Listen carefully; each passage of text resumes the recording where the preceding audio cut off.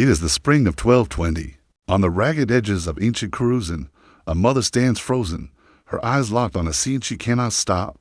Soldiers move with cold efficiency, dragging her 14-year-old daughter toward a long caravan of prisoners. The girl's name is Zarya. She does not scream, does not struggle. She has learned early the merciless calculus of survival.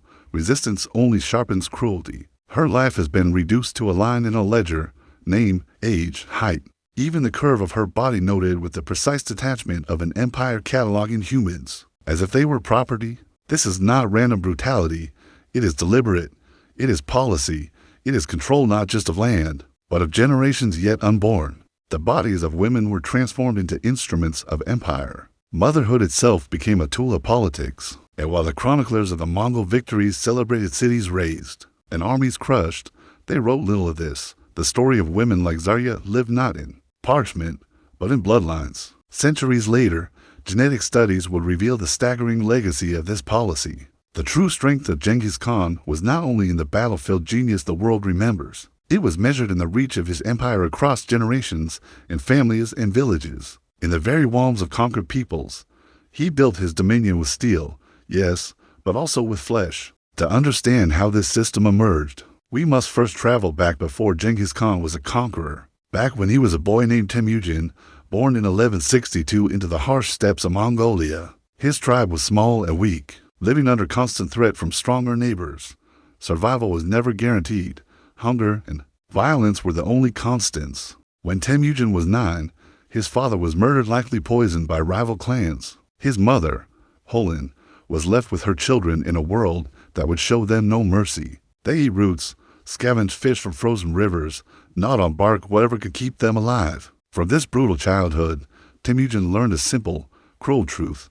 There were only two kinds of people in the world: those who took and those who were taken. At 16, tragedy struck again. His betrothed, Bort, was kidnapped by a rival clan. For months, Temüjin hunted every rumor, each more agonizing than the last. She had been forced into another man's household, violated, enslaved. When he finally reclaimed her, she was pregnant. No one could say whose child she carried. And in that moment, something within Temüjin hardened. He realized women were not simply spoils of war, they were vessels of the future. Whoever controlled women controlled the generations to come. This insight reshaped his strategy.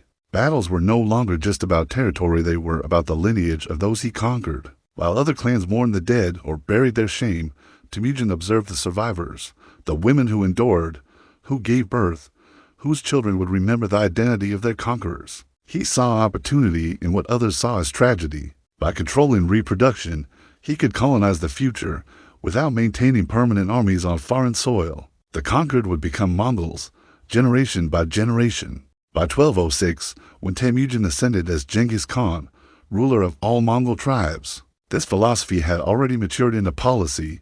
It was systematic, deliberate, and devastatingly efficient. The first large-scale application came in 1209, during the campaign against the Tangids. Contrary to popular imagination, the Mongols did not storm cities like chaotic hordes. Their advance was methodical. Spies infiltrated towns weeks in advance, conducting secret surveys of the population, the number of women, their ages, their fertility, family lineages, physical traits. Every detail was recorded. These were the first industrial-scale records of systematic sexual enslavement in history. When the Tangid cities fell, the population was divided with precision. Men were executed or enslaved for labor. Women were sorted into categories. Category 1, ages 14 to 30, prime for childbearing. Category 2, ages 31 to 40, proven fertile. Category 3, girls under 14, women over 40, the sick, the weak. The first two categories were branded with ink on their wrists and sent into caravans following the army. The third category disappeared, quietly eliminated. These caravans were unlike anything the world had seen before. They were organized like factories, not for goods, but for people. Sections were designated for newly captured women, those confirmed pregnant, those who had just given birth, and those no longer deemed useful. Mongol physicians applied herbs, diets, and rudimentary surgeries to enhance reproductive output. Women ceased to be individuals. They became reproductive units, meticulously managed to maximize the empire's legacy. And this was only the beginning. As the Mongol Empire expanded, so did this system. By the time they struck the Jin Empire, the machinery was perfected. Cities were not merely conquered, they were harvested. The women became the currency of control, their bodies carefully catalogued, monitored, and distributed. Caravans stretched for miles, moving with military precision each stage of reproduction capture. Selection, acclimatization, pregnancy, childbirth, postnatal care. Reassignment was managed by officials, guards, scribes, and healers. Hospitals were established for forced deliveries. Supply stations ensured women survived long enough to bear children. Even deaths were bureaucratically accounted for, the corpses disposed of in accordance with strict protocol. Children were scrutinized at birth. Those with Mongol traits were raised within the empire. Those without were quietly removed from existence. Mothers were denied autonomy. Resistance was met with calculation, not chaos.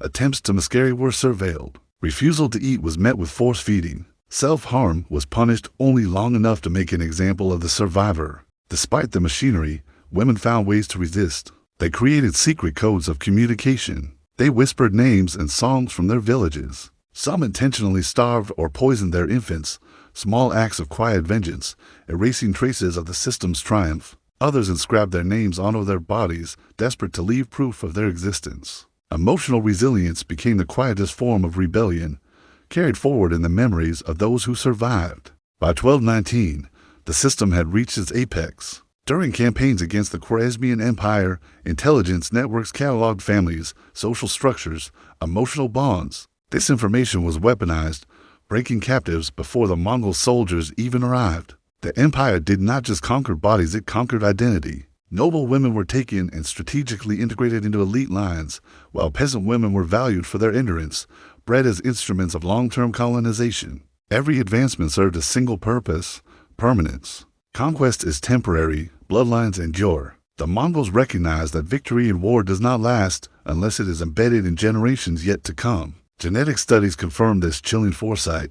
Today, around 16 million men, roughly 1 in every 200 globally, carry the Y chromosome of Genghis Khan. In Mongolia, that figure rises to 8%. Across Central Asia, traces remain. In Eastern Europe, fleeting yet detectable genetic footprints testify to centuries-old campaigns. But statistics are only part of the story. The system did not end with Genghis Khan. His successors Kagei, Menki, Kublai refined it, expanding it to new regions and populations. What began as a military strategy had become a dynastic doctrine, inherited, refined, and perpetuated. By the time of Genghis Khan's death in 1227, the caravans of captive women spanned thousands of miles, stretching across Eurasia. They were treated as hereditary property, their children trained to continue the empire's expansion. Even death did not break this system. His funeral rites reportedly included the sacrifice of 40 young women buried alive, but the true scale of the atrocity was far larger.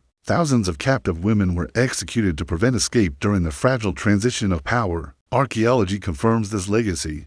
Mass graves separate from warrior tombs, containing women and children who bore evidence of forced marches, starvation, and untreated injuries. One site near ancient Bukhara revealed a mother and teenage daughter buried side by side, a stark testament to the machinery of conquest that had swept through their lives. Across the centuries, the pattern repeats: mothers and daughters torn from homes, stripped of names, reduced to numbers in the ledger of empire. It is a reminder that the power of Genghis Khan did not end with armies, or cities, or monuments.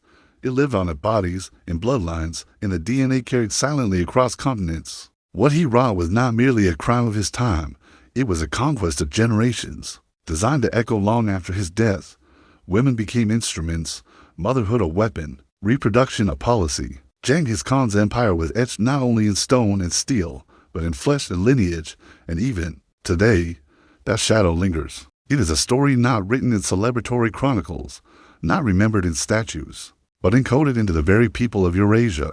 The horror of what happened is undeniable, but so too is the resilience of those who endured. They fought in silence, resisted in the small spaces allowed to them, and carried forward fragments of memory, identity, and culture in defiance of a system designed to erase them. The legacy of Genghis Khan is a lesson as chilling as it is enduring. Conquest can be measured, not only in victories or lands, but in the control of life itself. Power reaches beyond battlefields. It is inscribed in generations, inherited in the quiet spaces of the human body. and remembered in ways no empire can ever fully erase. And when we speak of Genghis Khan, let us remember this. The strength of an empire is not just its armies, but its reach into the most intimate corners of human existence, and the cost it exacts from those who live, survive, and endure in its shadow. This script runs long-form, deeply reflective, historically accurate, and humanly narrated. Ready for voiceover. If you want, I can also create an SEO-optimized YouTube description, title variations, and hashtags that match the intensity and dark storytelling of this script. This will maximize watch time and searchability. Do you want me to do that next?